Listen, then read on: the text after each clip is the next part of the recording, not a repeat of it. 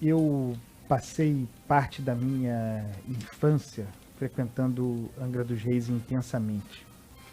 Isso nós estamos falando dos anos 80. A partir, sobretudo, dos anos 90, e isso tem a ver, porque o ouvinte sabe, o ouvinte percebe, os governos atrapalham. Governo atrapalha.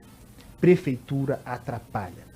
Então, em função de uma sucessão de gestões muito ruins, governos estaduais e governos municipais em Angra dos Reis, a favelização tomou conta daquele município, muita favorecida o processo de favelização pela topografia da região, um estímulo indiscriminado à ocupação de encostas, para além da questão da segurança individual, também favorecendo a ocupação desses espaços pelo crime.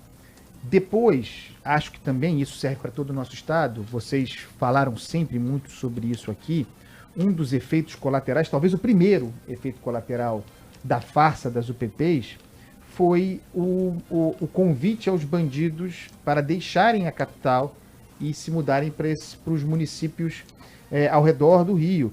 Isso aconteceu em Angra e aconteceu em Paraty também, né?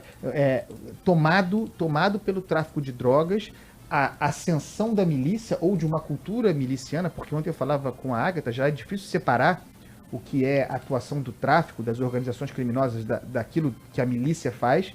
A cultura da milícia talvez seja mais sofisticada e o traficante passa a praticar o mesmo tipo de atividade. Então, Angra dos Reis é um município abandonado, largado ao crime, largado ao risco permanente de desabamento, sem poder público, sem autoridade. É um negócio seríssimo. E o seguinte, ali, quando acontece alguma coisa, fecha-se a Rio Santos, né? Fecha-se uma rodovia federal, que é uma coisa gravíssima. A interdição banal. Ah, não, fechou. A gente lê, fechou a pista no sentido Itaguaí. Que isso, gente? É uma rodovia federal. É o crime impedindo a circulação, o direito fundamental de ir e vir. Então, é dramático.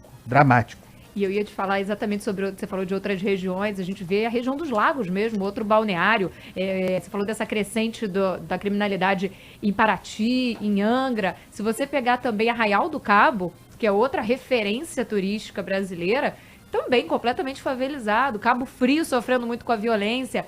E aí é importante a gente reforçar isso, esse aumento, e um aspecto que eu queria voltar aqui para a gente discutir é em relação a essa diferença tráfico e milícia, né? Isso hoje está cada vez mais difícil de você dividir, porque o tráfico está atuando com nos meandros da milícia, porque inclusive há informações de investigações de alta fontes, né, da segurança pública do Rio, de que há um intercâmbio. Os traficantes pegam aí determinadas áreas de milícia, se associam para vender a droga, emprestam armas e vice-versa. Os próprios traficantes fazendo cobrança de taxas. Então é difícil a gente definir aí o que é milícia, o que é tráfico, porque os dois estão fazendo tudo, né? Ô Thaís, e para além disso, eu queria bater num ponto aqui.